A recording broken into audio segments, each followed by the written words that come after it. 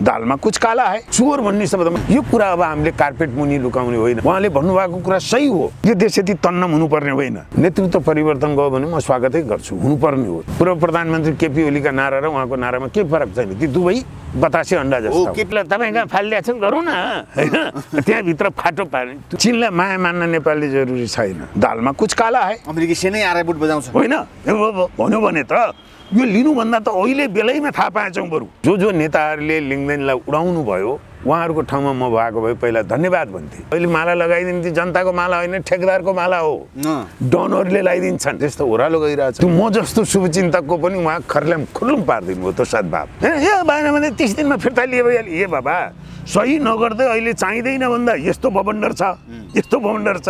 भोलि संसदबाट पारित भइसकेपछि तपाईँले त्यहाँ आनेकाने गर्ने नेपाली जस्तो हाम्रो चाहिँ यो बच्चाहरूलाई के ठाउँ हुन्छ दिन्छ? आफ्नो राष्ट्रिय सुरक्षामा खतराको सार्वभौम सत्ता ठिकठाकको नभइकन राष्ट्रिय राजनीति हुँदैन। डाक्टर सूर्यराज आचार्यज्यू स्वागत छ हजुरलाई। हस् धन्यवाद। आरामै हुनुहुन्छ? आराम। नेपालको समसामयिक राजनीतिक घटनाको बारेमा अलिकति विश्लेषण गरिराख्नुहुन्छ र हजुरको कुरालाई धेरैले मन पराउनु भएको छ देश विदेशमा। बिचमा अलिकति ग्याप पनि हुनुभयो र धेरैले खोज्नु पनि भयो जनताहरूले। अहिले राजनीति यो विभिन्न महाधिवेशन सकिए, एमालेको भर्खर काङ्ग्रेसको भइरहेछ र अब दोस्रो चरणमा निर्वाचन हुनुपर्ने भयो सभापतिको लागि डाक्टर शेखर कोइराला र शेरबहादुर देउबा। यो अवस्थालाई अब कसरी लिनुहुन्छ? सभापति को चाहिने हो अहिले नेपाली काङ्ग्रेसमा चाहिँ? अहिले अब यो महाधिवेशनप्रति आम जनताको चासो अथवा रुचि त्यो के अर्थमा हो भने अहिलेको तपाईँको बिन्दुमा राष्ट्रिय राजनीति जसरी गइरहेको छ यो आम जनता मात्रै होइन, पार्टीभित्रकै कार्यकर्ता, नेताको तह, बौद्धिक, मिडिया समग्र एउटा तबकामा चाहिँ के छ भने यो राजनीतिको नयाँ निकास होस्, एउटा फ्रेसनेस खोजेको छ, ताजा किसिमको। किनभने यो राजनीतिको चक्र अब खास गरी 47-48 साल पछि जसरी हामी चाहिँ अब यो पञ्चायत ढालेर बहुदलीय व्यवस्थामा देश प्रवेश गर्यो, त्यसपछि 62-63 को आन्दोलन, नयाँ संविधान आयो, यी सबै श्रृङ्खला हेर्दाखेरि आम जनता कार्यकर्ता दलका कार्यकर्ताहरूले पनि एउटा तपाईँको चाहिँ आत्मविश्वास के गुमाएको अवस्था हो भने भइरहेको मैले प्रयोग गरेको छु चल्तीको राजनीति भन्ने चलन चल्तीको अहिले राजनीतिबाट यसको केही हुँदैन। यसले गर्ने भनेको के हो भने राज्य सत्ता दोहन गर्ने, राज्यलाई टाट पल्टाउने होइन। अहिले हामी भन्नुहोस् न ऋण लिएर, वैदेशिक ऋण लिएर अहिले चाहिँ तलब खुवाउनु पर्ने अवस्थामा पुगेको छौँ। 10 वर्ष अगाडि यस्तो अवस्था थिएन। यो चाहिँ हामीले जे जस्तो चाहिने यो चाहिने अग्रगमन भनेर नारा लगाएका छौँ, सङ्घीयता ल्यायौँ, संविधान राम्रो बनायौँ, ती सबै राम्रै कुरा हो। तर यी राम्रा कुरा हुँदाहुँदै पनि देशमा त नराम्रो भइरहेछ, देश त ओह्रालो गइरहेछ भने अब आम जनतालाई पनि यो सहज ज्ञानको कुरा भयो राजनीति ठिकठाकमा छैन भन्ने। र त्यसैले अब विभिन्न तहमा जनताले परिवर्तन खोजेको छन्। एउटा राजनीतिको कार्यशैलीमा, दलको नेतृत्वमा, पात्रहरूमा, यी सबैमा चाहिँ परिवर्तन खोजेका छन् र परिवर्तन आउने एउटा माध्यम त छैन महाधिवेशनबाट हो। राप्रपामा देखियो नि लिङ्गदेन आएर केही परिवर्तन भएको हो भएको हो। तर अब राप्रपाको विचारसँग त्यो राप्रपा पार्टीको जुन विचार जुन एजेन्डा हुन् धेरै एजेन्डासँग म सहमत छैन। अब एउटा कुरा म छैन, धेरै कुरामा छैन। एउटा कुरामा म उहाँहरूलाई धन्यवाद के दिन्छु भने राष्ट्रियताको सम्वर्धन, देशको अस्मिता, स्वाधीनता जोगाउनेमा त्यहाँ एउटा पङ्क्ति छ, त्यो चाहिँ त्यो अलि अरू दलका भन्दा लप्पन छप्पन कम हो कि भन्ने त्यतिसम्म देखिन्छ राप्रपामा। तर जुन जनताको आकाङ्क्षा त त्यो मात्र होइन नि, देशलाई, देशको राष्ट्रियता एकता सम्वर्धन गरेर त्यसपछि अगाडि बाटोमा लग्ने हो। त्यो एउटा चाहिँ भन्नुहोस् न विकासका एजेन्डाहरू, सामाजिक न्यायका एजेन्डाहरू, समाज विकासका एजेन्डाहरू, त्यसमा उहाँहरूमा अस्पष्टता देख्छु म। जस्तो अहिले नै भन्नुहोस् न त्यत्रो महाधिवेशनबाट अरू ठुला दलले गर्न नसकेको त्यो चाहिँ पुरानो चाहिँ नेतृत्वलाई धक्का दिएर पनि उहाँलाई पनि त्यो हाम्रो राजेन्द्र लिङ्गदेनलाई दोस्रो पुस्ता पनि भन्दा रहेछन्, तेस्रो पुस्ता भन्दा रहेछन्। अझ उहाँले चाहिँ जित्यो, एउटा प्रजातान्त्रिक एकदम लोकतान्त्रिक पद्धतिबाट एउटा महत्त्वपूर्ण सन्देश गएको थियो नि देशमा। तर त्यसमा फेरि हलुवामा बालुवा भने चाहिँ उहाँकै चाहिँ कमल थापाजी उहाँले हारेपछि भन्नुहोस् न त्यस्तो किसिमका अझै पनि सामाजिक सञ्जालमा उहाँ चाहिँ गनगन अझै गर्दै हुनुहुन्छ। हिजो वक्तव्य हालेको थियो होइन, त्यो कुनै मर्यादित उहाँको मैले पनि कमल थापाको केही अभिव्यक्तिहरू मलाई मनपर्ने नेतामा पर्नुहुन्थ्यो। उहाँको विचार मनपर्ने होइन, उहाँको शैली, उहाँको व्यक्तित्व, उहाँको विद्धता कमल थापालाई मैले सार्वजनिक रूपमा पनि लेखाएको छु उहाँको त्यो चाहिँ तर त्यो म जस्तो शुभचिन्तकको पनि उहाँ खुर्लुम पारिदिनु भयो त्यो सद्भाव यो चाहिँ किन अतालिनु भएको म त्यसरी उहाँ किन अतालिनु भयो भने यही अघि मैले जुन भने हाम्रो चल्तीको राजनीति यति सत्ता केन्द्रित भयो कि हेर्नुहोस् एउटा महत्त्वपूर्ण कुरा के हो भने राजनीतिमा हाम फाल्ने लाग्ने भनेको म पनि 3-4 वर्ष सक्रिय पार्टीकै उसमा थिएँ त्यतिखेर मलाई एउटा रिफ्लेक्सन भनौँ आत्मा अनुभूति भन्छ त्यो कस्तो रहेछ भने त्यो राजनीति गर्ने मानिसले त्यो भोलि सत्तामा गएपछि प्रधानमन्त्री भएपछि पार्टीको हेड भएपछि त महत्त्वपूर्ण निर्णय गर्न त पर्छ नै तर त्योभन्दा सबैभन्दा महत्त्वपूर्ण निर्णय म अब राजनीतिमा हाम फालेँ म राजनीतिमा लागेँ राजनीतिमा क्रियाशील भएँ भन्ने त्यो अत्यन्तै महत्त्वपूर्ण निर्णय हुन्छ त्यो चाहिँ र त्यो निर्णयमा केमा उसले चाहिँ एउटा कठोर हुनुपर्छ भने म राजनीतिमा गएपछि मेरो व्यक्तिगत स्वार्थ मेरो परिवारको स्वार्थ मेरो चाहिने भौतिक सम्पत्ति कमाई आग्रह पूर्वाग्रह यी कुरा गौण हुन् त्योप्रति निर्मम भएर राष्ट्रलाई केन्द्रमा राखेर अनि त्यो दलका एजेन्डाहरूप्रति समर्पित हुनु पर्यो एउटा कुरा के भन्छु भने मलाई कहिलेकाहीँ के दिक्क लाग्छ भने अब तपाईँहरू जस्तो यहाँको मिडियाको एउटा सेक्सनले पनि अक्सर त्यो गर्नुहुन्छ अलिकति यो देशको राष्ट्रिय स्वार्थवादी गऱ्यो भने खोक्रो राष्ट्रवादी यो चाहिँ अन्धराष्ट्रवादी भन्ने त्यो कुरा म थोरै अब यो राजनीति शास्त्र मेरो विषय त होइन तर राजनीतिमा चाख भएको हुनाले म जानकारी राख्छु केही हेर्नुहोस् सार्वभौम सत्ता ठिकठाकको नभइकन राष्ट्रिय राजनीति हुँदैन सार्वभौम सत्ता भनेको संविधानमा मात्र लेखेर हुने होइन जब देशको राजनीति सार्वभौम सत्ता देशको स्वाधीनता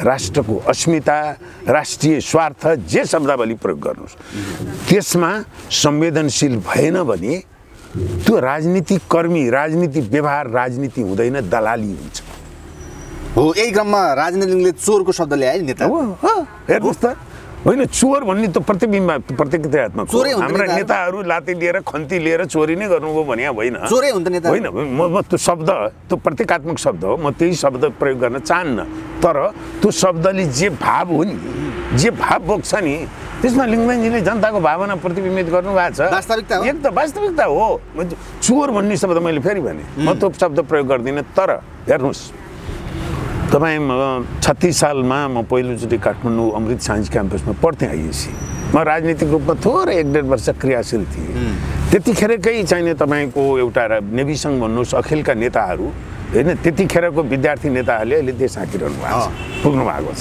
र त्यतिखेर हेर्नुहोस् हामीले हेर्दा पञ्चायतको टाइममा त्यतिखेरका नेताहरू विद्यार्थीहरू यति इस्पात थिए कि खाजा खाने पैसा काठमाडौँ बस्नलाई तपाईको चाहिने गाउँबाट बाबुमाले पठाइदिएको पैसा त्यो चाहिने काटेर पार्टीलाई चन्दा दिने दलका विद्यार्थी सङ्गठनको चाहिने गतिविधिमा काम लाग्नेमा चाहिने त्यसरी दुःख गरेर गर्थे अहिलेका नेताहरूको भन्नुहोस् न अहिले रामचन्द्र पौडेल चर्चामा हुनुहुन्छ म त रोएर निस्किनु होइन त्यही त उहाँ विद्यार्थी हुँदाखेरि हेर्नुहोस् होइन उहाँ विद्यार्थी हुँदाखेरि मैले एउटा चाहिने लेख पढेको थिएँ नेभी सङ्घको नेताहरू हुँदा र पञ्चायतको चाहिने चरम उसमा चाहिने पञ्चायती निरङ्कुशता हुँदा रामचन्द्र पौडेल शेरबहादुर देउबा बिपी कोइराला शिवबहादुर खड्का जुन समकालीन नेताहरू थिए उनीहरूको बिचमा चाहिने त्यो राजनीतिको मात्र होइन एउटा साथी बिचको वात्सल्यता प्रेम कस्तो थियो होइन आफ्नो भाग काटेर अर्कोलाई दिने आफूले लगाएको लुगा कोट खोलेर अर्कालाई दिने भनेको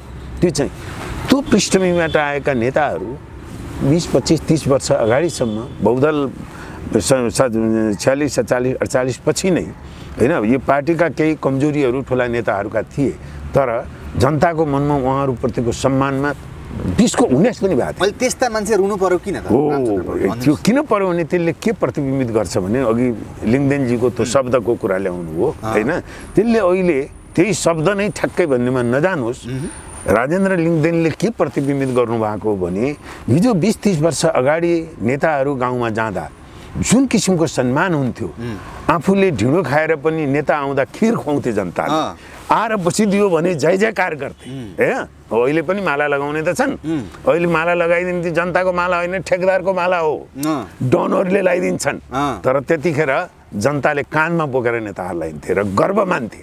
त्यो एक किसिमको राजनीतिमा भावनाको कुरा भन्नुहोस्, आदर्शको कुरा, निष्ठाको कुरा, त्यो छुट्टै महत्त्व हुन्छ। राजनीति भनेको लेनदेनको कुरा यति मात्र होइन हो। राजेन्द्र लिङ्गदेनले के सङ्केत गर्नुभएको भने तर अहिले चाहिँ पहिला नेताहरू आउँदा गाउँमा त्यस्तो हुन्थ्यो, अब अहिले नेताहरू आयो भने जनतामा उदासीनता छ, फ्रस्ट्रेसन छ, असन्तोष छ, विभिन्न शब्दावली युज गरेर गाली पनि गर्छन्। जनताले मात्र होइन, उहाँको कार्यकर्ताले नै गर्छन्। हो त्यो कुरा इम्पोर्टेन्ट के थियो भने तपाईँको एउटा कथा छ नि, बादशाहको नाङ्गो लुगा भन्ने, एम्पेरर्स न्यू क्लोथ। बादशाह त नाङ्गै थिए तर कसैले पनि बादशाह नाङ्गो छ भनेर भन्ने हिम्मत गर्दैन थिए।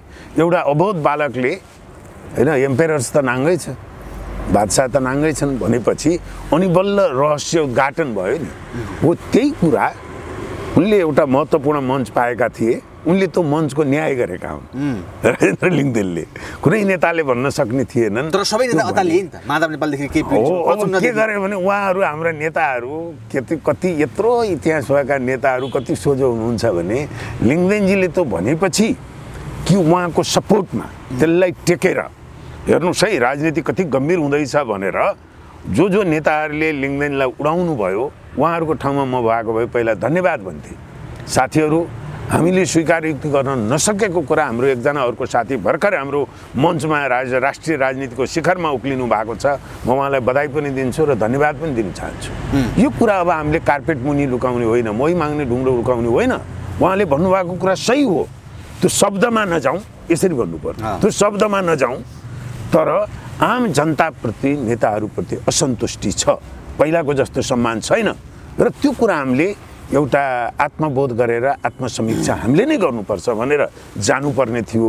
तर उहाँहरू हाम्रा ठुला नेताहरूले उहाँलाई के गर्नुभयो, उडाउनु भयो। तर त्यहीँको आमसभामा भएको सभामा भएको जनताले पनि त के भने फेरि हो कि हो भने लिङ्गदेनले भनेको कुरा हो भने होइन।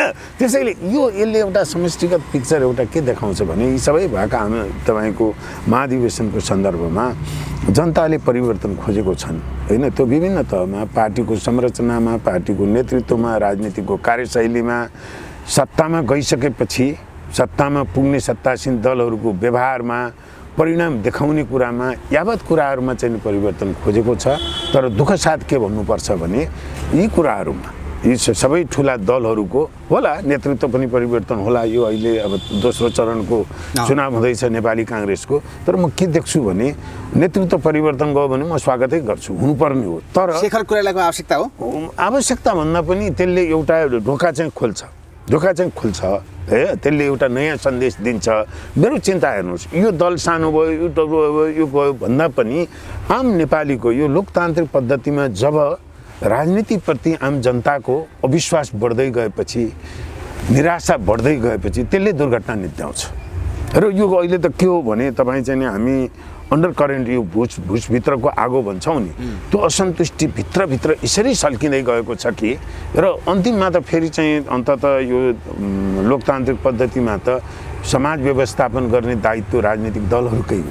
तर ती राजनीतिक दलहरूप्रति यो किसिमको अविश्वास बढ्दै जाँदा मेरो चिन्ता त दुर्घटना निम्त्याउँछ कि भन्नु। त्यसैले अब यो नेपाली काङ्ग्रेसकै सन्दर्भमा नेतृत्व परिवर्तन भएछ भने पनि उहाँहरूले डाक्टर शेखर कोइरालाले यो चाहिँ विजयको महोत्सव मनाउने भन्दा पनि उहाँ गम्भीर हुन जरुरी छ। कोइराला परिवारमा पनि सुजाता त उता लागेकी थिइन् नि त, किन त्यहाँ पनि त समस्या त रहेछ नि? होइन त्यो छ, त्यहाँभित्रको मैले यही सङ्केत गर्न खोजेको। प्रकाशमानसँग लाग्यो नि त? होइन मैले यही नै सङ्केत गर्न खोजेको, जुन नेपाली काङ्ग्रेसभित्र अहिलेको संस्थापन पक्षको प्रतिको जुन असन्तुष्टि छ सो इतर पक्षको पनि सही ठाउँमा छैन हो। फेरि अहिले भन्नुहोस् न, यत्रो संस्थापन पक्ष त ऊ चाहिँ नै अकर्मण्य भयो, त्यसको इतर पक्षमा आउने नेपाली काङ्ग्रेस जस्तो पुरानो पार्टीको यत्रो चाहिँ तपाईँको महाधिवेशनमा राष्ट्रिय मुद्दाहरूमा उहाँहरूको अडान होइन। अब चाहिँ नि विकास र समृद्धिलाई कसरी लिएर जाने ती नाराका कुरा होइनन्। अब मैले पनि सुने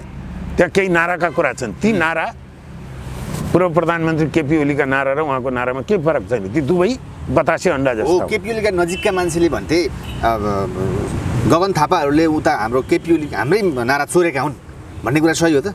होइन, म त्यसमा जानै चाहन्न। ती फसला नारा ती फोस्रा नारा एउटाले अर्कालाई चोरेर कुनै मारे पनि छैन। अब त्यसको वास्तविकता के हो त्यता नजाउँ, तर बतासे अन्डा भनेको के हो भने ती नारामा कुनै सारभूत कुराहरू छैनन्। ती नारामा एउटा चाहिँ नि देशलाई परिवर्तन गर्ने सोच छैन, त्यो गुरुत्व सोच र त्यो गुरुत्व छैन। ती नारा फगत मैले पनि पढेँ तिर विकासका मोडल ती हेर्दा एउटा आइएनजिओ को चाहिँ नि तपाईँको रिपोर्ट लेख्ने कोही चाहिँ विज्ञले खरखर्ती चाहिँ नि त्यो लेखे कुनै देशप्रतिको घोषणापत्र हो त आइएनजिओले बनाइदिएको हो एक्ज्याक्टली। त्यहाँ छन् शब्दावली नै त्यहाँ छन्। कसरी प्रमाण हाम्रो विकासको लागि नेपालको परिप्रेक्ष्यमा हाम्रो स्रोत साधन आम जनताको आकांक्षा प्रतिबिम्बित हुने गरी ती चाहिँ नि दस्तावेजहरू कुनैले पनि लेखिएका छैन। किनकि हेर्नुहोस् मैले यो हचुवाको भरमा भने होइन, म विकास होइन उहाँको म व्यक्तिको रूपमा त म उहाँको शुभेच्छुक हुँ, फ्यानै नभनौँ, म उहाँको शुभेच्छुक हुँ। उहाँ जस्तो बाचाल त्यस्तो चाहिँ नि प्रभावकारी अभिव्यक्ति भएको व्यक्तित्व भएको होइन, एउटा चाहिँ नि आन्दोलनबाट खारिएर निस्किनु भएको इतिहास मात्र भएको होइन होइन। 62-63 सालमा उहाँ एउटा जाजल्लोमान युवा त्यो हुनुहुन्थ्यो। त्यो आइसकेपछि मैले उहाँले आफैलाई न्याय गर्नु भएको छैन। हेर्नुहोस् उहाँ जस्तो व्यक्तित्व, उहाँ अर्ग्यानिक लिडर होइन। कहाँ झुकिनु भयो त उहाँ कहाँनिर झुकिनु भयो भने अब हुन त म उहाँ जस्तो पुरानो पार्टीको नेताहरूलाई म राजनीतिक सुझाव दिने मेरो राजनीतिक त्यो हैसियत छैन राजनीतिक अनुभवको हिसाबले। तर उहाँको एउटा के भन्छ शुभेच्छुकको हिसाबले के भयो भने हेर्नुहोस् तपाईँ राजनीतिमा के हुनु पर्दो रहेछ भन्ने हामीले पनि सिक्यौँ, अनुभव लियौँ। सबभन्दा पहिला आम जनताको भावना बोक्ने र दुईटा कुरा, एउटा त इमोसनल कुरा भयो होइन, भावना प्रतिबिम्बित गर्ने जुन अघि हामीले भन्यौँ तपाईँको चाहिँ नि राजेन्द्र लिङ्गदेनले बाजी मार्नुभयो त्यसमा होइन। त्यसमा एउटा चाहिँ त्यो इमोसनको कुरो र भावनामा पनि जोडिनु पर्ने हुँदो रहेछ। त्यसलाई म लोकप्रियता भन्दिनँ, राजनीतिमा त्यो आवश्यक हुन्छ। जनताको भावना जनताले पत्याउनु पर्यो नि त पहिला मेरो आफ्नो हो भन्ने एउटा। अनि दोस्रो कुरा चाहिँ त्यो मात्रै त्यो अनिवार्य शर्त हो, काफी शर्त होइन, पर्याप्त शर्त होइन। नेताहरू सफल हुनको लागि पर्याप्त शर्त के हो भने त्यो परिणाममुखी काममा त्यसको चाहिँ इम्प्लिमेन्टेसन। तपाईँ हेर्नुहोस् हामी ठुल्ठुला नेताहरू भन्छौँ, Deng Xiaoping, Lee Kuan Yew, Mahathir Mohamad, एसियाकै नेताहरूको भनौँ भने उहाँहरूले लेखेका किताब हामीले चाहिँ मानौँ कि उहाँहरू भयङ्कर ठुलो नायक हो, राष्ट्र निर्माता नै हो नै पनि, तर त्यसको एक पत्र तल गएर हेर्नुभयो भने उनीहरूको पछाडि दर्जनौँ विज्ञहरू छन्, एक्सपर्टहरू छन्, एकाडेमिक्सहरू छन् जसले उनीहरूसँग आँखा जुदाएर उनीहरूको आलोचना गर्न सक्छन्। त्यो भएर विचार परिष्कृत भएर आएको त्यो टिममा गर्ने हो। तर हाम्रो नेताहरूको के भइदियो भने उही नारा फाल्ने, अनि त्यसपछि तपाईँहरू जस्तो मिडियाकर्मीले चाहिँ नि त्यो पनि ध्रुवीकृत छ, एक थरीले उचालिदिनुहुन्छ, वाइ वाइ भनिदियो, अनि त्यसपछि बाकपटुता हाम्रा देखिएका धेरै नेताहरूमा अहिले चाहिँ पपुलर भएकोमा के छ भने बाकपटुता एकदम छ। अब तर मेरो पेसाले गर्दा, मेरो पृष्ठभूमिले गर्दा मलाई पनि राम्रा भाषण सुन्न रमाइलो लाग्छ, तर म त्यो भाषणमा मात्र अल्मलिने सुविधा मलाई छैन। म त्यो भाषण गरेपछि त्यसको पृष्ठभूमिमा भाषण केबाट निश्चित भयो, यसको कन्टेन्ट कति हो, गृह कार्य कस्तो छ, सोच कस्तो छ, नियतै पनि कस्तो छ, यो नाराले देशलाई कता लान खोजेको भन्ने तहमा हेऱ्यो भने अब सन्तोष मान्ने कुरा चाहिँ छैन। त्यसमा या त गृह कार्यको कमी हो, म नियतमा क्वेसन गरिरहेको छैन है मैले त्यो चाहिँ। तर जुन किसिमको आम जनताको अपेक्षा हो आर्थिक सामाजिक रूपान्तरणको लागि जुन एउटा गम्भीरता चाहिने हो, जुन चाहिने नारा र चाहिने एजेन्डाहरूमा इमान चाहिने हो, त्यसमा ठुलो कमजोरी देखिन्छ। अब अहिले नै भन्नुहोस् यसलाई यही मुद्दा घसिटेर ल्याएर नभन्नुहोस् होइन। एमसिसीको देशको मात्र होइन, हाम्रो मात्र होइन, एकदम शक्ति राष्ट्रहरूको अहिले हेर्नुभयो भने होइन सबको दाउ पेज के हुन्छ भन्ने आजदेखि संसद बस्दैछ नयाँ अधिवेशन होइन। यो अधिवेशन नै एमसिसी पास गर्न ल्याइएको भनेर 1-2 हप्ता अगाडिदेखि नै चर्चा छ। आजै अमेरिकामा चाहिँ उहाँ पनि हो, तर त्यसमा यो अधिवेशनमा एमालेको अधिवेशनमा किन चर्चा भएन त्यहाँ चाहिँ एमाले अब भीम रावलजीको त उहाँले छुट्टै तपाईँको अध्यक्षमा दिनुभयो, उहाँ एक्लो बृहस्पति जस्तो आफ्नो हिसाबले उहाँले कराइरहनु भएको छ। तर एमालेको अधिवेशनमा होइन मलाई थाहा छ एमालेका धेरै केन्द्रीय नेताहरू, सांसदहरू, इभन मन्त्री भइसकेका मान्छेहरू एमसिसीप्रति उहाँहरूको विमति छ। जुन कुरो त्यतिखेर केपी ओली सरकारमा हुँदा उहाँले सदनमै गएर पास जसरी पनि गराउँछु भन्नुभएको छ। अहिले उहाँहरू ढाँट कुरा गर्नुहुन्छ के भन्नुहुन्छ अहिले? होइन होइन हामीले पास गराउनु भने होइन, हामीले त पेस गर्ने मात्रै भने हो भन्नुहुन्छ। तर अग्नि सापकोटालाई तपाईँको युट्युबमा छ नि ती बोलेका त्यो त्यो कुरो राजनीति सभामुख अग्नि सापकोटाले नदिएको भन्ने आरोप त होइन। त्यही त त्यतिखेर सभामुखले पेस गर्न दिएनन्, हामी जसरी पास गर्छु भन्ने थियो होइन। अब अहिले सरकार बाहिर आउँदा एमालेको पङ्क्तिमा खास गरी कार्यकर्ता पङ्क्ति सबैमा यो एमसिसी जस्ताको तस्तै पास गरिनु हुँदैन भन्ने काने खुसी छ। तर लोकतन्त्रमा राजनीतिक पार्टीले काने खुसी गर्ने होइन नि। महाधिवेशन भनेको त यस्तो एउटा इम्पोर्टेन्ट मञ्च हो कि होइन, आम पार्टीका कार्यकर्ता जनताको भावना के छ भनेर त्यहाँ छलफल गर्ने र पारदर्शी रूपमा यो पार्टी हामी यहाँ उभिएको छौँ भनेर सूचित गर्ने हो नि। जनतालाई गुमराहमा राखेर अनि लोकतान्त्रिक राजनीति हुन्छ मात्रै एमसिसी पास गराउन खोजेको हो कि केपियुलीबाट? हो, त्यो त जगजाहेर छ, जगजाहेर छ। त्यो हो भने पनि म फेरि के भन्छु भने राजनीतिमा एकचोटि भनिसकेपछि त्यो बर्बादै भयो म त पनि भन्दिनँ। बाठो राजनीतिहरूले के गर्नुपर्छ भने पछि हट्दाखेरि पनि जनताको सहानुभूति पाउने हुन्छ। उहाँले के भन्नु सक्नुहुन्थ्यो हो हामीले त्यतिखेर एमसिसी यो विकासकै कुरा मात्रै हो कि देशलाई चाहिँ अगाडि लग्ने म त चाहिँ विकास समृद्धिको नारा थियो। त्यो बुझाइको अर्थमा हाम्रो त्यतिखेरको सरकारले चाहिँ संसदमा पेस गर्नु पास गर्नै पर्छ भनि आउँ। तर अहिले घटनाक्रमहरूले धेरै चाहिने सूचनाहरू बाहिर निस्के होइन। अमेरिकी सरकारको पक्षबाट लिकेली यो लिएन भने चाहिँ हामी अरू दाताहरूबाट आउने समेतलाई चाहिँ रोकिदिन्छौँ भन्ने किसिमले त त्यो सम्झौतामा भएका कुराहरू नै पनि आपत्तिजनक थिए। त्यहाँभन्दा अरू धेरै कुरा बोल्यो नि त, समयले बोल्यो। त्यस कारणले आम जनतामा पनि हेर्नुहोस् राजनीतिकहरू ती कुराहरू गल्तीलाई तपाईँको आत्मस्वीकृति गर्न राजनीति गर्नले गाह्रो मान्नु हुँदैन। ठुल्ठुला नेता हेर्नुहोस् तपाईँको चर्चिल, क्लिन्टन होइन, ठुल्ठुला संसारका हेर्नुभयो भने उनीहरूले धेरै मिस्टेकहरू भएर उनीहरूले सिकेका स्वीकारोक्ति गरेका हुन्छ, त्यसैले ठुलो बन्ने हो त्यो चाहिँ। त्यसैले यो कुरामा पनि अब तपाईँ केपी ओलीको सन्दर्भमा भन्नु हो भने उहाँले आफू प्रधानमन्त्री हुँदा यो पास गर्नुपर्छ भन्नुभएको। अब अहिले दोधारमा च्यालेन्ज दिनुहुन्छ के गर्नुहुन्छ एमसिसी भनेर? हजुर के गर्नुहुन्छ एमसिसी भनेर देउबाजीलाई च्यालेन्ज गर्नुहुन्छ अहिले? होइन त्यही त उहाँले अहिले के गर्नुभयो भने त्यो च्यालेन्ज गरेर के गर्नुहुन्छ ल तपाईँ कहाँ फालिदिएको छ गरौँ न होइन। त्यहाँभित्र फाटो पार्ने त्यो उहाँको कदको नेतालाई यस्तो महत्त्वपूर्ण मुद्दामा सरकारको गठबन्धन त्यसमा चाहिँ नि के भन्छ भाँजो ल्याइदिने किसिमले यसलाई उपयोग गर्नु बान्छरी हुँदैन। जस्तै प्रचण्डकै पार्टीमा पनि उहाँले एमसिसी पासको कुरालाई अगाडि बढाउने कुरा गर्नुहुन्छ, तर लीलामणि पौडेल जस्ता व्यक्तिहरू विरोध गर्नुहुन्छ। यो कुरालाई कसरी?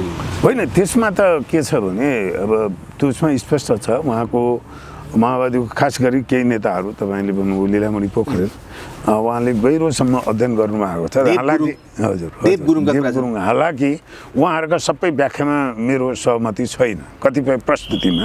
तपाईँले भन्नु देव गुरुङले बराबर भन्नुहुन्छ मिडियामा आएर एमसिसी किन विरोध गर्ने भन्दा यो चिनलाई घेर्न ल्याएको हो, त्यसकारण हामीले चाहिँ होइन उहाँले त्यो बिचमा भन्नुहुन्न हामी कम्युनिस्ट भएको हुनाले हामीले चिनलाई जोगाउनुपर्छ होइन। त्यो पेटबोलीका कुरा यो चिनलाई घेर्न अमेरिकाले ल्याएको त्यसरी विरोध गर्नुपर्छ भन्नुहुन्छ पटक पटक। त्यो सही प्रस्तुति पनि होइन, दृष्टिकोण पनि किन होइन भने सुन्नुहोस् अन्तर्राष्ट्रिय सम्बन्धका केही थ्योरीहरू छन्। त्यसको एउटा रियलिस्ट वास्तविकता के हुन्छ भने कुनै पनि देशले अन्तर्राष्ट्रिय सम्बन्धमा डिप्लोमेसीमा बाहिर भन्दा हामी सदियौँदेखिका मित्र, हाम्रो गहन मित्रता, हाम्रा जनताको सम्बन्ध छ, हामी यो देश समृद्ध भएको देख्न अनेक हुन्छन्। ती सबै बनावटी कुरा हो। कूटनीतिकमा महत्त्वपूर्ण कुरा के हो भने एकअर्काका स्वार्थहरू चाहिँ सत्य हो यथार्थ चाहिँ। त्यसैले अन्तर्राष्ट्रिय सम्बन्ध पनि दुई देशका के हो भने आफ्ना स्वार्थ मिल्ने गरी, स्वार्थ टक्राउने ठाउँमा तनाव पनि हुन्छ, स्वार्थ मिल्ने ठाउँमा एकै ठाउँमा आउँछन्। अहिले हेर्नुहोस् यो भारत अमेरिका र रुसको केही दिन अघि मात्र रसियन पुटिन चाहिँ दिल्लीमा थिए उनको होइन। उसले मिसाइल एग्रिमेन्ट सम्बन्धी अथवा अरू पनि यो एग्रिमेन्ट सम्बन्धी रुससँग अमेरिकाको आपत्ति हुँदाहुँदै भारत र रुसले फेरि एक ठाउँमा आउँदैछन् भनेको त्यो यस्तो खिचातानी र तपाईँ अन्तर्राष्ट्रिय सम्बन्धको अझ शक्ति राष्ट्रहरूको हेर्नुभयो भने त्यो चाहिँ एकदम बाहिर देखिए जस्तो भने जस्तो त्यो हुँदैन। मैले के अर्थ भने त्यसैले हाम्रो सन्दर्भमा पनि हाम्रा जति मित्र राष्ट्रहरू छन् भारत र चीन त हाम्रो दुई चार छिमेकी भइहाले, अमेरिका पनि टाढाको भए पनि हाम्रो 70-75 वर्षदेखि हैन नेपाललाई अन्तर्राष्ट्रिय मञ्चमा चिनाउनेमा ठुलो भूमिका छ विकासकै पनि साझेदार हो त्यसैले ती सबै देशहरूसँग को सम्बन्धलाई हामीले व्यवस्थापन गर्न जान्नुपर्छ उनीहरूको सबै सम्बन्धमा उनीहरूको सद्भाव पनि हुन्छ सहयोग गरिदिउँ भन्ने आशय पनि हुन्छ सँगसँगै एकदमै चाहिने कडा उनीहरूको स्वार्थ पनि हुन्छ जुन स्वार्थहरू हाम्रो स्वार्थसँग टक्राउन सक्छन् त्यसैले महत्त्वपूर्ण कुरा के हो भने हामीले प्रो इन्डियन अथवा एन्टी इन्डियन हुने होइन प्रो चाइना अथवा एन्टी चाइना हुने होइन प्रो अमेरिका तथा एन्टी अमेरिका हुने होइन हामी चाहिँ प्रो नेपाल भएर ती मित्र राष्ट्रको सम्बन्धलाई व्यवस्थापन गर्नु यिनी सबै मित्र राष्ट्रको सम्बन्धलाई नै एमसीसीले बिगार्दैछ होइन यस्तो भन्दैछु मैले के सन्दर्भमा भने जुन तपाईँले देव गुरुङजीको होइन यो चीनलाई घेर्ने हो त्यसकारण यसको विरोध गर्नुपर्छ भन्ने कुरा मेरो विमतिको कुरो भन्दैछु त्यसैले हामीले चीनलाई माया मान्न नेपालले जरुरी छैन चीनले पनि नेपाललाई पराउने माया मान्दैन आफैले माया मान्छ पहिला भन्नु भएन त्यसैले त्यस्तो सिनियर नेताहरूबाट त्यस किसिमका अभिव्यक्ति नै ती अनुपयुक्त अभिव्यक्ति हुन् अन्तर्राष्ट्रिय हजुरको विचारमा नेपाललाई एमसीसी आवश्यक छ होइन म यसरी भन्छु अघिको कुरा टुङ्ग्याउँदैछु मैले यो जुन 3वटा देशहरूको सम्बन्धको कुरा भने नि सबभन्दा पहिला हामीले यो एमसीसीको कुरामा टुङ्गो लाउनु पर्ने 1 नम्बर कुरा के हो भने यो फगत विकासको अनुदान ट्रान्समिसन लाइन बनाइदिने कुरा मात्रै हो कि यसमा अमेरिकाको रणनीतिक भूराजनीतिक स्वार्थ छ कि छैन पहिला त्यो कुरो स्थापित गरौँ कि उसले त केही भन्न खोजेकै छैन कसैले त पास गरौँ होइन त्यसैले यदि यसमा भूराजनीतिक स्वार्थ छ एमसीसी पास गर्दा यो विकासको मात्रै कुरा होइन यसले हाम्रो परराष्ट्र सम्बन्धमा पनि हामीले चाहेको भन्दा अलि फरक किसिमको विचलन ल्याउनु छ जुन मेरो ल्याउँछ भन्ने दाबी हो पहिला त्यो कुरामा बहस गरौँ कि यदि त्यो हो भने हामी केमा सतर्क हुनु शक्तिको कुरा भने नि भारत र चीनको उनीहरूको स्वार्थलाई के भनिन्छ भने यस्तो छिमेकीकोमा हुने त्यसलाई अन्तर्राष्ट्रिय सम्बन्धको शब्दमा एक्जिस्टेन्सियल इन्ट्रेस्ट भन्छ अस्तित्वको स्वार्थ भन्छ नेपालमा केही हुने कुनै पनि घटनाक्रम राजनीतिक परिवर्तन अथवा अर्को तेस्रो देशको यहाँ आउनेलाई उनीहरूले के कुन दृष्टिकोणबाट हेर्छ भने भारत र चीनले चाहिँ आफ्नो राष्ट्रिय सुरक्षामा खतराको अथवा एक्जिस्टेन्सियल इन्ट्रेस्टको बाट हेर्छ त्यो अस्वाभाविक होइन हामी त्यसमा संवेदनशील हुनुपर्छ भनेको उनीहरूले जे भने त्यही मान्ने भने होइन फेरि तर हामीले के कुरा बुझ्नुपर्छ भने यी दुईटा छिमेकीले चाहिँ नेपालमा के हुनेलाई कुरालाई अस्तित्वसँग गाँसेर हेर्छन् तर अमेरिका त अझै टाढाको शक्ति राष्ट्र हो नि उसको पनि स्वार्थ छ तर उसको स्वार्थ नेपालमा केही हुँदाखेरि अमेरिकाको राष्ट्रिय सुरक्षा नै खतरा हुने अमेरिकाको अस्तित्वमै खतरा हुने हुँदैन अमेरिकाको स्वार्थ चाहिँ प्रभुत्वको स्वार्थ हो विश्व महाशक्तिको राष्ट्रको रूपमा प्रभुत्व बढाउँदै गर्ने स्वार्थ हो त्यसैले हामीले यी फरक फरक स्वार्थहरूको यसको प्रकृति चाहिँ पहिचान गर्नु पर्यो र त्यसपछि हामी आफैले म्यानेज गर्ने अब एउटा एमसीसी आउनेमा एउटा सबभन्दा खतरनाक सोच भन्छु गैर जिम्मेवार खतरनाक र उहाँहरूले अब यो कति क्रियाकार्य गर्नुमा छ एउटा खास गरी नेपाली काङ्ग्रेसको एउटा सेक्सन एउटा बौद्धिक तबका मिडियाका टिप्पणीकारहरू एउटाको घोषित रूपमै भन्नु हो पहिला त आइसकेको थिएन के आयो भने भारतले हामीलाई त पहिलेदेखि माइक्रो म्यानेज गरे आयो चीनले पनि पछिल्लो तहमा भारतकै सिको गर्न लायो यी दुईटा ठुल्ठुला छिमेकी छन् साह्रै हेपे हामीलाई त अब अलि तेस्रो यिनलाई तह लगाउने छडी लगाउने अलि ठुलोलाई ठाउँ दिनु पर्यो अब अमेरिकालाई अलि ठुलो राजनीतिक स्पेस दिनु ताकि यी दुईटा हाम्रा छिमेकीलाई चाहिँ तह लगाउन सकोस् र हामी हाम्रो चाहिँ अलिकति चाहिँ के भन्छ हाम्रो स्ट्यान्ड अथवा हाम्रो से हैन भनाइ चाहिँ अलि के दरो होस् भन्ने एउटा छ मलाई के लाग्छ भने त्यो अत्यन्तै घातक सोच हो त्यो परराष्ट्र नीतिमा अत्यन्तै उत्ताउलो सोच हो र यस्तो कुरो अहिले जुन तपाईको अन्तर्राष्ट्रिय भूराजनीतिका दाउपेच जुन छन् तपाईको नयाँ चाहिँ शीतयुद्ध सुरु हुने अमेरिका चाइनाको बीचमा जुन हामी खबर पढ्दैछौँ दिनदिनै त्यस्तै अर्को हाम्रो छिमेकी भारत र अमेरिका अलि नजिक हुन लागेको हुन् कि भन्ने अझै त्यो पनि तपाईको ठेगान लगाइसकेको छ कुरो होइन त्यो चाहिँ त्यो स्पष्ट आकार लिइसकेको कुरा होइन यस्तो अवस्थामा हाम्रो परराष्ट्र नीति र यस्ता शक्ति राष्ट्रका सम्झौताहरूमा हामी यसरी उत्ताउलो भयौँ भने एउटालाई बोलाएर अर्कालाई तह लाउने कार्डहरू खेल्ने भन्छौँ नि त्यो परराष्ट्र नीति उत्ताउलो परराष्ट्र नीति यो भयो भने यसले हाम्रो परराष्ट्र नीति मात्र होइन हाम्रो राष्ट्रिय अस्तित्व अस्मिता स्वाधीनतालाई नै कता लग्छ भन्ने कुरो त ठुलो जोखिम। त्यसो ठ्याक्कै हो नि हजुर, एउटा पूर्वाधार विकासको विज्ञ भएको नाताले पनि एमसिसी कतिको आवश्यक छ नेपाल? अब आवश्यक छ होइन, एमसिसी अहिले जसरी छ नि त्यो ट्रान्समिसन लाइन आवश्यक हो, अनिवार्य एकदम प्राथमिकताको आवश्यक हो। त्यो मात्र होइन, हामी त अहिले ट्रान्समिसन लाइन देशभरि बन्ने प्रसारण लाइनको राष्ट्रिय ग्रिड हामी किन एउटा प्रोजेक्टमा गर्छौँ? प्रसारण लाइनको राष्ट्रिय ग्रिड पहिलो प्राथमिकता भएर बनाउने हाम्रो आवश्यकता हो र त्यो राष्ट्रिय ग्रिडहरू यस्ता किसिमका सम्झौता बिना नै होइन। अहिले यो तामाकोसी कम्प्लिट भएपछि केही महिना अगाडि प्राधिकरणको चाहिने एमडीको बनाइथ्यो, हामीसँग अब पुँजी चाहिने सञ्चित हुने भयो। प्राधिकरण आफ्नै यो चाहिँ बिजुली बेचेर, किनकि अब यो चाहिँ अहिले नै उनीहरूको चाहिँ पैसाको समस्या होइन, हामीलाई प्रोजेक्टको समस्या छ, त्यो पैसा कहाँ लगानी गर्ने भन्ने आइरहेको थियो। त्यसैले एमसिसीको जुन परियोजना हो ट्रान्समिसन लाइन हाम्रो आवश्यकता हो, तर एमसिसी अनुदान अहिले जसरी आउन खोजेको छ त्यो अनावश्यक मात्र होइन, त्यो राष्ट्रिय हितमा छैन र त्यो घातक हो। नेपालमा 60-70 अरब त्यसै सित्तैमा आउँदैछ, किन घातक भन्ने प्रश्नलाई होइन। त्यही त तपाईँले सित्तैमा दियो भने अब यो तपाईँलाई विकासको लागि सहयोगको लागि भोको मान्छे छ, त्यहाँ मन्द विष छ खानेर, ए त्यस्तै कुरा हेर्नुहोस् होइन। अब यो हुँदा मन्द विष एमसिसी विष बन्यो भन्नु होला, मैले त जाने नबुझिकन त्यसो भने होइन। हेर्नुहोस् यो विषयमा विष बन्न सक्छ एमसिसी, त्यसो मजासँग सक्छ।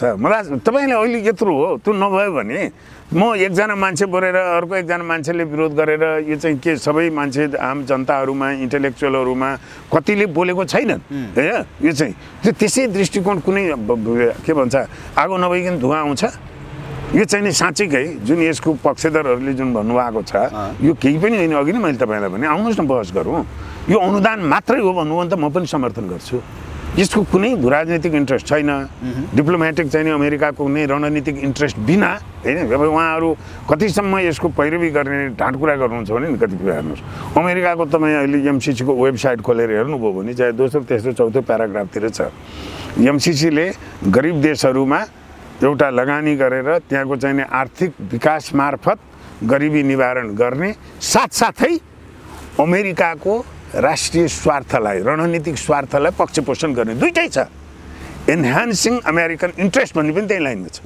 अब यहाँ हाम्रा मन्त्रीहरू पूर्व सचिवहरूलाई के भन्छन्, यो त केही पनि होइन, अमेरिका यस्तो दान दातव्य ठुलो मन बनाएर नेपालीहरू गरिब भए त्यसलाई कसरी उठाउने भनेर यस्तो सद्भावसहित आएकोमा यहाँका अन्धराष्ट्रवादीहरूले चाहिँ नि बर्बाद पार्छ। यहाँ तपाईँले सुन्नुभएको ल आउनुहोस् त्यो विषयमा भएको कुरा त सबै पढिदिनुहोस् न।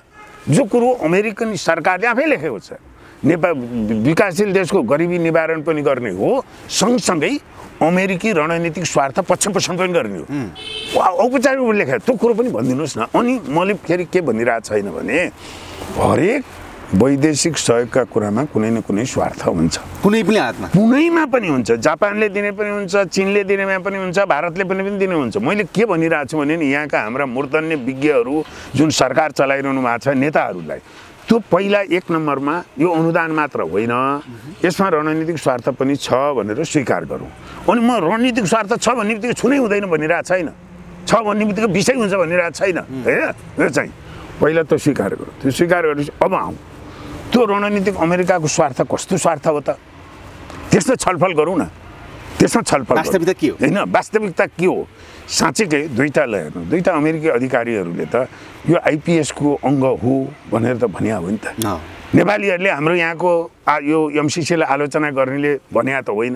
र अमेरिकी अधिकारीहरू त्यो यस्तो देश हो कि त्यहाँको हेर्नुहोस् राष्ट्रपतिले बोल्नु 5 मिनट बोल्नु पर्यो भने त्यो 5 मिनट उसले बोल्ने कुराहरू 2 दर्जन विज्ञहरूबाट थ्रु भएर मात्र बोल्छ कि त्यो हामीहरूको जस्तो अफ द रेकर्ड होइन एकदम हचुवाका भरमा सरकारी अधिकारीहरूले बोल्दै हिँड्नु मुलुक त होइन, विधिको देश हो। जुन 2 जना उच्च अधिकृतहरूले बोल्नुभयो उहाँहरूले नबुझिकन त्यसै भन्नुभयो हो र त त्यसको त अन्तरेका ती कुराहरू भएर प्रकट गर्नुभयो होइन। एउटा पोइन्टमा आएछ। अब हामी कति लटुवा छौँ हेर्नुहोस्, उनीहरूले भनेको कुरो होइन यो आइपिएसको अङ्ग हो भनेपछि हाम्रा सबै राजनीतिक दलका नेताहरू यहाँका विद्वानहरू परराष्ट्रविदहरू ल यो त नयाँ सूचना आयो है, हामीले पहिला भन्दा त अमेरिकाले यो प्रकट गरेको थिएन, अब त्यो नयाँ सूचना आयो, यसमा छलफल गरौँ भन्नेतिर छैन। यहाँका सरकारको महत्त्वपूर्ण हुँदा यी त अज्ञानता छचल्कियो केही राजनीतिक वृत्तबाट झस्कायो नि त त्यसले त। त्यो झस्केपछि छलफल गर्ने होइन, छलफल गर्नलाई के भनिएको छ, यी विकास विरोधी, यी अन्धराष्ट्रवादी, यी अज्ञानी, यो छचल्कियो। अब एकजना पूर्व सचिवले त के भन्न समेत भ्याउनुभयो भने आफू चाहिने त्यहाँ अर्थ मन्त्रालयमा हुँदाखेरि चाहिने मैले दर्जनौँ चाहिने सम्झौता गरेको छु, अर्थ मन्त्रालय यी सम्झौताहरूलाई देखाएको पनि छैन, यो बोल्नेलाई थाहै छैन। गजब छ बा होइन, त्यो बुद्धिको मनोपोली आफूसँग मात्रै छ भनेको यो विषयमा टिप्पणी गर्नको लागि अर्थ मन्त्रालयको सचिवै पूर्व सचिवै मात्र हुनुपर्ने हो। मैले ऊ अर्कै ठाउँमा उहाँले यहाँ काम गर्नु होला, मेरो 2 वर्ष त म यसमा रिसर्च गरेको छु। यो नेपाल मात्र हो, अरू देशमा वैदेशिक सहयोगको अर्थ राजनीति के हुन्छ भन्ने अन्तर्राष्ट्रिय संस्थाहरूका त्यसका यी हामी कस्तो एउटा हाम्रोमा के भन्छ तपाईँको सङ्कीर्णता आयो भने नि होइन। मैले भनेको कुरा मेरो निष्कर्ष तपाईँले हो भन्नु भने त्यो मसँग आग्रह छैन। म के कुरामा ओपन छु भने म सूचना कुरा गरिरहेको छु। अघि नै भने यसको तथ्यहरू पहिला इस्टाब्लिस गरौँ, तथ्य इस्टाब्लिस गरेपछि कमसेकम देशको राष्ट्रिय स्वार्थमा यो छ कि छैन, के कुराहरूमा हामी त्यहाँ पुगेकै छैनौँ। कसैले भन्छ नि संशोधन गरेर पनि पास गर्न सकिन्छ भन्ने कुरालाई के लिनुहुन्छ त? होइन, त्यो त यस्तो छ हेर्नु, संशोधन गरेर पास गरिने भन्ने कुरा पहिला अमेरिकी पक्षले यसमा सहमत हुनु पर्यो होइन। अमेरिकी पक्षले बराबर के भनिरहेको छ भने अब हामीले यो भन्यौँ होइन, उद्योगकै भन्नुहोस् न, अब यो के गऱ्यौँ हामीले, कतिसम्म हामीले लम्फु काम गर्छौँ हामी भने सही गरेर आइसकेपछि त्यही पक्षलाई अमेरिकी पक्षलाई हामी के सोच्छौँ, हामीले त सही गरेर त सही त धस्काइसक्यौँ होइन, त्यो हाम्रो राष्ट्रिय हितमा छैन भनिदेऊ न। यो जनताले त क्वेसनहरू सोधे भनेपछि फेरि उहीँ सोध्न जान्छौँ त्यसको। त्यसमा पनि अमेरिकाले के भनिदियो एउटा होइन, त्यहाँ विभिन्न उसमा एउटा सायद प्रश्न नम्बर 11मा होला, यो प्रश्न के सोधिएको छ भने फलानु दफामा त यस्तो लेखिएको छ, यसले त हाम्रो चाहिँ सार्वभौम सत्तामै आँचाउने कुरा भएन र भन्ने किसिमको क्वेसन छ। त्यसमा अमेरिकाले के भन्यो होइन, यहाँ जे गरिएको छ हामीले बलजफ्ती तिमीहरूलाई गराउन लागेको होइन नेपाललाई। नेपाल सरकारले पठाएको प्रतिनिधिले हामी मजासँग दुई पक्षको छलफल पारदर्शी रूपमा तिमीहरूले राजी खुसीले सही गरेका हो। तिमीहरूको त्यो सही गर्न जाने मान्छेको कन्सर्टमा पेस्तोल राखेर अमेरिकाले सही गराएको होइन, राजी खुसीले सही गराएको आफू जान, त्यो सही गर्दा के हेरेको थियो भन्ने आशयको जवाब छ होइन। त्यसैले अमेरिकाको तर्फबाट स्पष्ट उनीहरूको अवधारणा आइसकेको छ, यो संशोधन गर्न अब सम्भव छैन, नेपालले लिने हो कि नलिने हो भन्दो भनेपछि यहाँ एउटा के चाहिँ हाउबुजी यसलाई बनाइएको छ। कुनै अचम्म कुरा होइन, तपाईँको अर्को एउटा नयाँ सूचना सेयर गर्नु, यहाँ धेरै अब यसो भन्नुपर्ने कुरा त धेरै छ, एउटा सेयर गर्नु।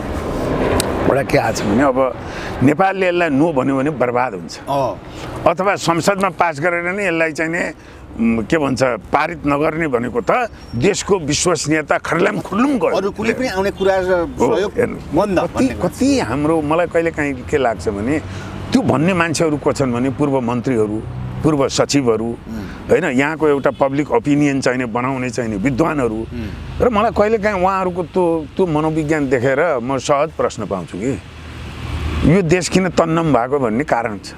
त्यस्तै मनोविज्ञानले तन्नम भएको। हेर्नुहोस् वास्तविकता के हो भने अन्तर्राष्ट्रिय यस्ता सन्धिहरू अब विभिन्न चाहिने तपाईँको अन्तर्राष्ट्रिय फोरमहरूमा अहिले भन्नुहोस् क्लाइमेट चेन्जको होइन, पहिला 19को दशकमा क्योटो प्रोटोकल भन्ने पहिलो सन्धि त्यो थियो, त्यसमा धेरै राष्ट्र प्रमुख देशले सरकारले सही गर्यो तर पार्लियामेन्टले पारित गरेन। अमेरिकाले नै कतिपय अमेरिकी सरकारले सही गरेको सन्धिहरू अमेरिकी चाहिने कङ्ग्रेसले पारित नगरेर त्यो लागू नभएका छन्। अरू देशहरू पनि युरोपियन देशहरू, एसियन देशहरू धेरै केसहरू पाइन्छन्, किनकि त्यो लागू हुने स्टेप नै एउटा स्टेपमा सरकारले सही गर्छ अनि त्यसपछि त्यो पार्लियामेन्टले त्यसलाई रेटिफिकेसन गर्नेमा त पार्लियामेन्टको सोभरेन अधिकार हो नि त। त्यो भने त्यो लागू भएकै छैन, यो त लागू भइसकेको अवस्था होइन नि, जहाँ कि लागू भइसकेपछि पनि त्यसलाई पछि हट्ने ठाउँ हुन्छ। तर यस्तो न्यारेटिभ बनाइन्छ हामी त फस्यौँ होइन। उहाँहरूले होइन, मेरो दाबी के छ भने एमसिसीको प्रक्रिया जसरी सुरु गरियो अत्यन्तै अपारदर्शी हिसाबले, अत्यन्तै गैर जिम्मेवारी हिसाबले, यसको के बुझियो भने यो एउटा नेताहरूलाई पनि के गुमराहमा राखियो भने यो 50 करोड अमेरिकी डलर भनेको छोडी नसक्नु होइन, अरू सम्झौताहरू पनि यो पनि कडा छन्, सरासर झुटो। त्यो अरू सम्झौता तपाईँले सुन्नुहुन्छ नि, त्यो सरासर झुटो।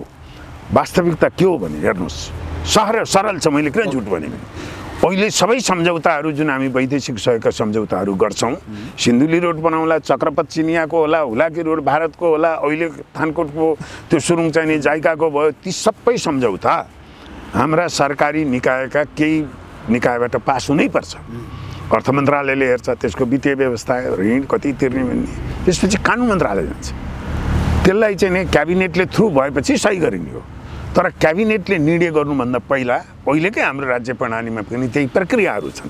ती सबै सम्झौता कानुन मन्त्रालयमा जान्छ र कानुन मन्त्रालयको महत्त्वपूर्ण दायित्व के हुन्छ भने ती सम्झौताहरू अहिलेको हाम्रो प्रचलित कानुनको अधीनमा छ कि छैन।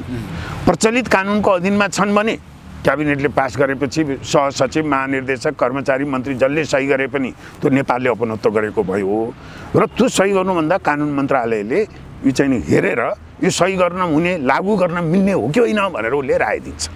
त्यसैले अरू सम्झौताहरूमा मेरो उहाँहरूलाई प्रति प्रश्न छ, योभन्दा कडा अरू सम्झौता छन्, यस्तै कानुनमाथि छन् भने त अरू सम्झौताहरूमा कानुन मन्त्रालयले किन राय दिएन त नि?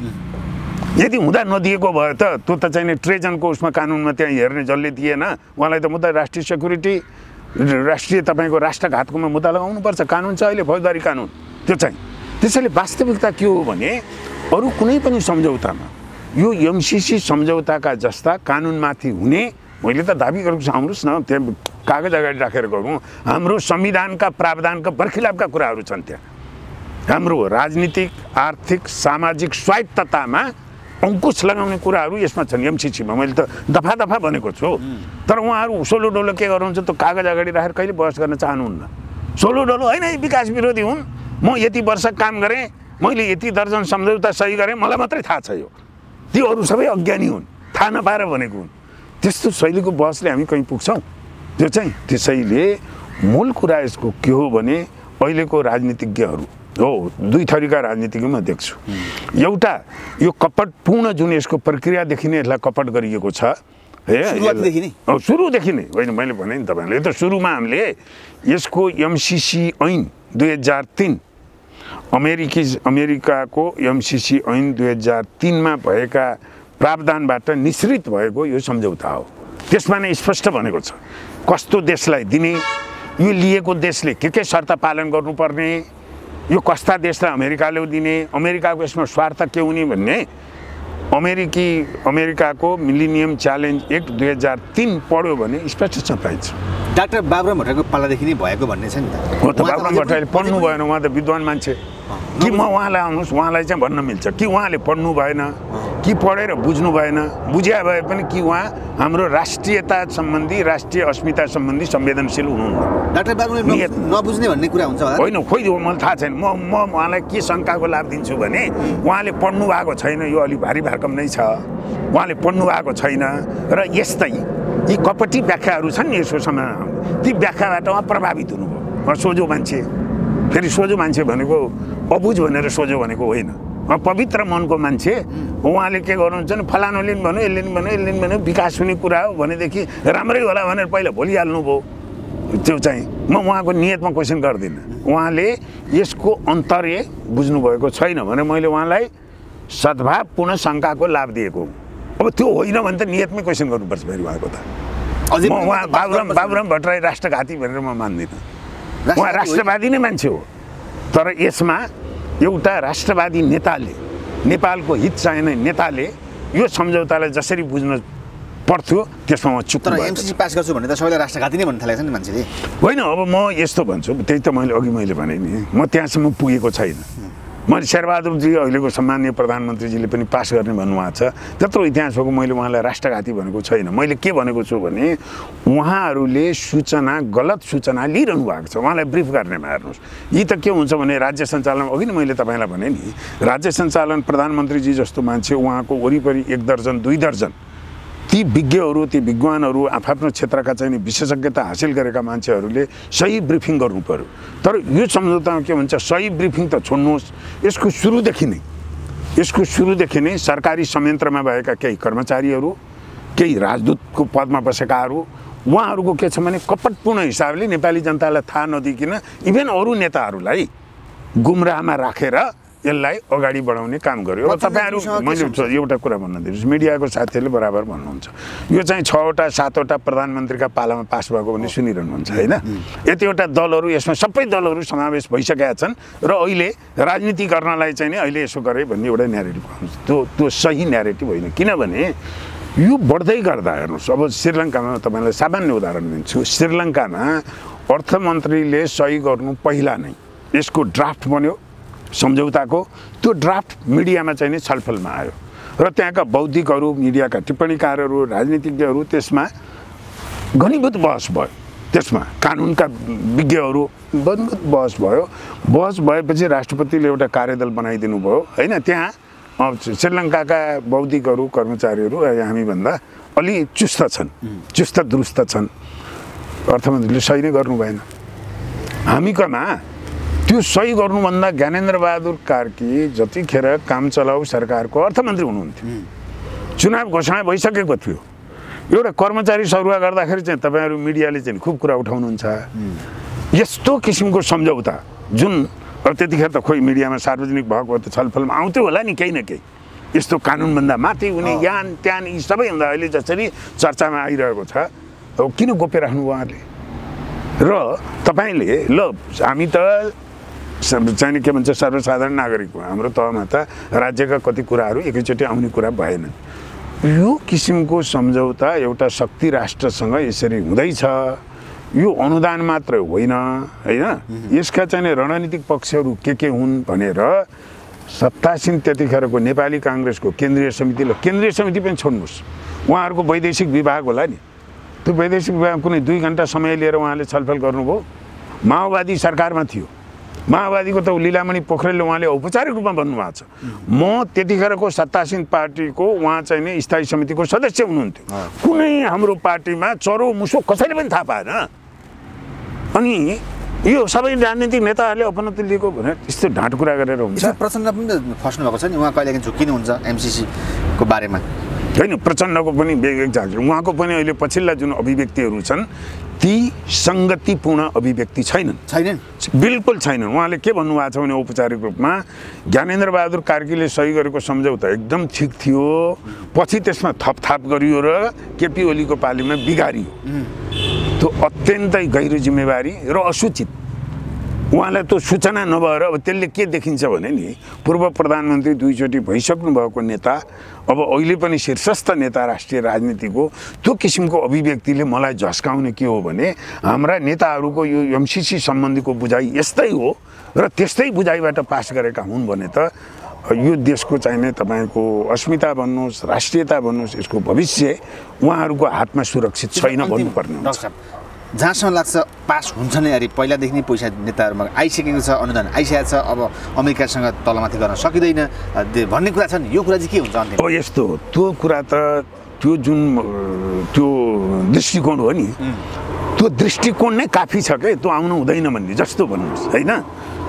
कुरो यहाँ आइसक्यो, अब हामीले अमेरिकालाई 50 करोड होइन 100 करोड चाहिन्छ भनेर मागेका त होइनौँ नि, होइन? त्यो भयो भने अमेरिकाले आनकानी गर्नु काट्थ्यो। हामी त 50 करोड त लिँदैनौँ, 100 अरब दिनै पर्छ, 50 करोड मात्रै दिएर पाइँदैन भने त होइन। हाम्रो त अहिले बहसकोले के भनिरहेको छौँ, यो तपाईँहरूले सद्भावपूर्ण नै यो दिनुभएको हो, हामीले सही गरेको पनि साँचो हो, तर सही गरेपछि हामी त लोकतन्त्रमा छौँ। लोकतान्त्रिक प्रक्रियामा त यो बहस त जनस्तरसम्म पुग्यो। राजनीतिक पार्टीका दलमा विभाजन छ, पार्टीभित्र विभाजन छ। त्यसैले तपाईँहरूले दिनुभएको सद्भावको लागि धन्यवाद, तर हामीले व्यवस्था गर्न सकेनौँ, यो हाम्रै अलिकति कमजोरी हो। त्यसकारण अहिले यसलाई थाती राखौँ, तपाईँहरूले फिर्ता लगिदिनुहोस्। तर त्यो हामीलाई छुट्याएको 50 करोड डलर त 2-3-4 वर्षपछि हामी त हक राख्छौँ है, मन सानो नगर्नुहोस्, फेरि हाम्रो साथ सम्बन्ध त नबिग्रोस्। तर हाम्रो आन्तरिक राजनीतिक परिस्थितिले गर्दा जनतामा जुन एउटा मनोविज्ञान बनेको छ, आम बौद्धिकहरूमा केही सेक्सनहरूमा, सबै होइन, बौद्धिक तहमा, मिडियामा, राजनीतिमा ध्रुवीकरण भएको छ। हामी के चाहँदैनौँ भने अमेरिका जस्तो हाम्रो चाहिने महत्त्वपूर्ण मित्र राष्ट्रको सहयोग यसरी कैफियतसहित देश नै विवादमा पर्ने गरी हामी लिन चाहँदैनौँ। तर यसको अर्थ तपाईँहरूको सद्भावलाई अवमूल्यन गरेको होइन। अमेरिकाको सहयोग, अमेरिकाको मित्रता हामी उच्च सम्मान दिन्छौँ भनेर नमस्ते गर्नलाई के फरक पर्यो? अब होइन यो चाहिँ नि अमेरिकाको लिन्न भन्यो भने त अमेरिकाले दबाब दिएर यहाँ नाकाबन्दी नै गर्छ भनेको त अर्कै सन्देश बुझ्नु परेन। दालमा कुछ काला है, अमेरिकी सेनै आएर बुट बजाउँछ होइन भन्यो भने त यो लिनुभन्दा त अहिले बेलैमा थाहा पाएछौँ। बरु पछि संसदबाट पास गरेपछि त अर्कै गौँडोमा पुग्छ नि। अहिलेको गौँडोमा जति यति सहज हुँदैन। हेर्नुहोस्, यहाँ केही विद्वानहरूले भन्नुहुन्छ 30 दिनको सूचना दिएर बाहिर निस्क्यो। मलाई कहिले काहीँ लाग्छ कि यो त्यो सरकारमा बसिसकेका पूर्व कर्मचारीहरू उच्च ठाउँमा भएर यस्ता नेगोसिएट गरेकोमा अहिले म विकासको विद्यार्थीले यो देश यति तन्नम हुनुपर्ने होइन। उहाँहरू जस्तै व्यक्तिको अकर्मण्यताले यति सहजसँग भन्नुहुन्छ मिडियामा आएर, यति सहजसँग भन्नुहुन्छ यो भएन भने 30 दिनमा फिर्ता लिए भइहाल्यो। ए बाबा, सही नगर्दै अहिले चाहिँदैन भन्दा यस्तो बबन्डर छ, यस्तो बबन्डर छ। भोलि संसदबाट पारित भइसकेपछि तपाईँले त्यहाँ आनेकाने गर्ने नेपाली जस्तो हाम्रो चाहिँ यो बच्चाहरूलाई के ठाउँ हुन्छ, दिन्छ। त्यसैले यो त एउटा के भनौँ, संजोगले भनौँ। यो कसरी कृष्णबहादुर महराले अड्काइदिनु भयो। त्यहाँभित्रको राजनीति के होला उहाँले जान्नु होला। हामीलाई पुरै सूचना पनि आउँदैनन्, ती पनि पारदर्शी छैन उहाँहरूको व्यवहार पनि। फेरि त्यो किन अड्क्यो होइन, कृष्णबहादुर महराले किन अड्काउनु भयो, पछि अग्नि सापकोटाले पनि त्यसैलाई किन अड्काउनु भयो, त्यसमा फेरि विदेशका चलखेल के होला त्यो उहाँले जान्ने कुरो हो। हामीलाई पुरै सूचना छैन। तर यति छलफलमा भइसकेपछि एउटा राम्रो कुरा के भयो भने यो छलफलले खास गरी यसको पैरवी गर्ने र अमेरिकी पक्षले पनि उनले प्रकट नगरेका कुराहरू धेरै प्रकट भए कि पेटबोलीका कुराहरू प्रकट भए र हो अब हामीले एउटा यसलाई लिने कि नलिने भन्ने कुरामा आएका सूचनाहरू होइन। तपाईँ अमेरिकी उच्च अधिकारीले चाहिँ यो आइपिएसको अङ्ग हो भनिरहनु भएको छ। अब यहाँका विद्वानहरू के भन्नुहुन्छ ने त्यो अमेरिकाको नीति अमेरिकी उपविदेश मन्त्रीलाई थाहा हुन्छ, हामीलाई पो थाहा छ। ल हेर्नुहोस्, होइन अचम्मका यी तर्कहरू मानौँ कि यो चाहिँ नि एउटा सिन्डिकेट र चाहिँ बौद्धिक तपाईँको चाहिँ एउटा समूह र एउटा सिन्डिकेट बनाएर न्यारेटिभ बनाएपछि जे बोल्दा पनि हुन्छ। यहाँ त मलाई त कहिलेकाहीँ उदेक लाग्छ क्या। हेर्नुहोस्, यहाँको हाम्रो एउटा बौद्धिक सेक्सनको भ्यू पोइन्ट हो, विचारमा फरक हुन्छन्। म त एउटा रुस प्राज्ञिक पृष्ठभूमिबाट आएको, म फरक विचारलाई त धेरै सम्मान म इन्जोय गर्छु। किनभने हाम्रो एकाडेमिक हाम्रो रिसर्चहरू एकाडेमिक एउटा ग्रोथ भन्ने नै के हो भने फरक विचारले त्यो विचारलाई परिष्कृत बनाउँछ। त्यसैले त्यो फरक विचारप्रति मेरो कुनै पूर्वाग्रह छैन। मैले त औपचारिक रूपमा के भन्छु भने राजनीतिज्ञहरूले तपाईँहरूले यो एमसिसी भनेको अनुदान मात्रै होइन, यो रणनीतिक स्वार्थ पनि अमेरिकाको छ, तर त्यो स्वार्थ हाम्रो पनि स्वार्थमा छ भनेर निर्णय गर्नुहोस् न। ढाँट कुरा गरेर निर्णय नगर्नुहोस् के। जनतामा भ्रमपूर्ण सूचना दिएर तपाईँ निर्णयमा नपुग्नुहोस्। मेरो चिन्ता त के हो भने केही यहाँका चाहिँ न्यारेटिभ बनाउने खास गरी बौद्धिकहरू, पेसावर बौद्धिकहरू होइन, एउटा विदेशी तपाईँको दाताहरूसँग विदेशी चाहिने स्रोत साधनसँग अलिकति चाहिने निर्भर भएर अनि त्यसपछि पेसा चलाउने बौद्धिकहरू होइन, एमसिसीका कन्सल्टेन्ट साथीहरू हुनुहुन्छ कति होइन। त्यसैले मेरो आग्रह नेताहरूलाई के मात्र हो भने तपाईहरू यस्ता चाहिँ व्यावसायिक बौद्धिकहरूका अब यी तपाईँको चाहिँ बिजनेस नेपाल उद्योग वाणिज्य सङ्घले वक्तव्य निकाल्यो, आँचो लाग्यो मलाई। उहाँहरूसँग हिम्मत छ यो के हो भनेर यसको विकासको पक्ष, यसको प्राविधिक पक्ष, यसको कूटनीतिक पक्ष, यसको भूराजनीतिक पक्ष उद्योग वाणिज्य महासङ्घले कुनै छ भने रिपोर्ट ल्याउँछ। हामीहरू नभएदेखि उद्योग वाणिज्य संस्था मेरो पनि संस्था हो, राष्ट्रिय संस्था हो। त्यो त्यहाँ कुन पदाधिकारी भएर भने यसरी बोल्ने हो। म मौका आउँदाखेरि उहाँहरूका पदाधिकारीलाई म सोध्छु अघि तपाईँले एउटा शब्द युज गर्नुभयो नि राष्ट्रघात, म त्यहाँसम्म त्यो शब्द म प्रयोग गर्दिनँ। तर उहाँहरूको त्यस्तो व्यवहारको लागि ती शब्द अनुचित हुँदैनन्। उहाँहरू सचेत हुनुपर्छ। यो चाहिँ केही व्यापारीहरू हेर्नुहोस् होइन, यहाँ ऊर्जाका व्यापारीहरू यो बनेन भने हाम्रो लगानी बर्बाद हुन्छ, क्यामेरामै भन्नुभएको छैन। तपाईँको हाम्रो चाहिँ परराष्ट्र नीति यहाँ त एउटा हाइड्रो व्यापारीको चाहिँ लगानी जोगाइदिनको लागि हाम्रो परराष्ट्र नीति बदल्नु पर्यो। त्यो कुनै एउटा सभ्य बहसको तर्क हो त। त्यसैले मेरो चिन्ता मात्र के हो भने नेताहरू नेपाली काङ्ग्रेसको, एमालेको, माओवादी केन्द्रको होइन, तपाईँ मधेसवादी दलहरूको, राप्रपाकै सूचित निर्णय गरिदिनुहोस् तपाईँहरूले। यो यस्ता महत्त्वपूर्ण कुरामा फेरि म दोहोऱ्याउन चाहन्छु। हेर्नुहोस्, अफगानिस्तान आज अफगानिस्तान भएको 1 वर्षको घटनाबाट होइन। 1950 को दशकमा त्यहाँ दाउद शाह भन्ने राजाका चाहिँ भतिजा यस्तै परराष्ट्र सम्बन्धमा उत्ताउलो नीति गरे। पहिला सोभियत सङ्घसँग एकदम नजिक भए, पछि अमेरिकाले त्यही हुँदाहुँदै आज अफगानिस्तान भएको नभए संसारमा हेर्नुहोस्। अब ब्रिटिस कोलोनी बेलायतीहरूलाई हराएर हामीले त सुगौली सन्धि चाहिँ नि हारेर सम्झौता गर्यो।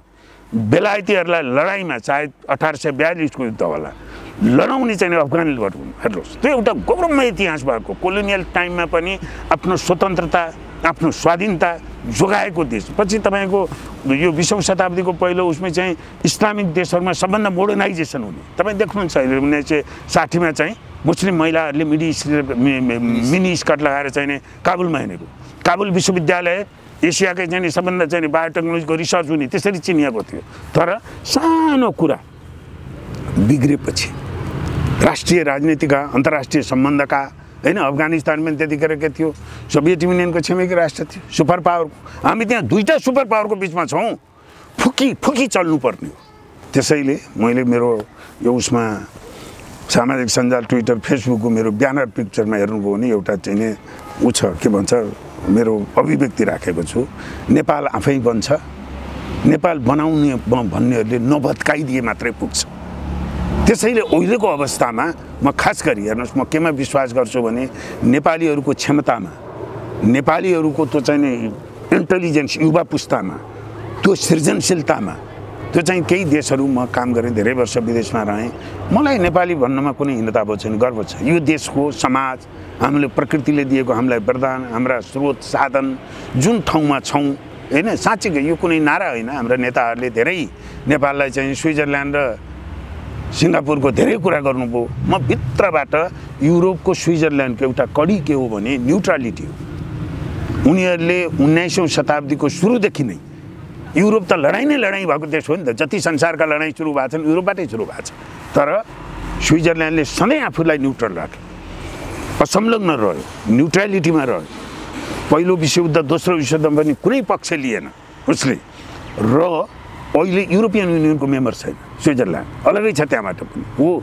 त्यो किसिमको परराष्ट्र नीतिमा चुस्तता, त्यो न्युट्रालिटी हाम्रा दुईटा ठुला छिमेकी प्रतिको एउटा उनीहरूको चासोप्रति आवश्यक संवेदनशीलता, अनावश्यक संवेदनशीलता होइन।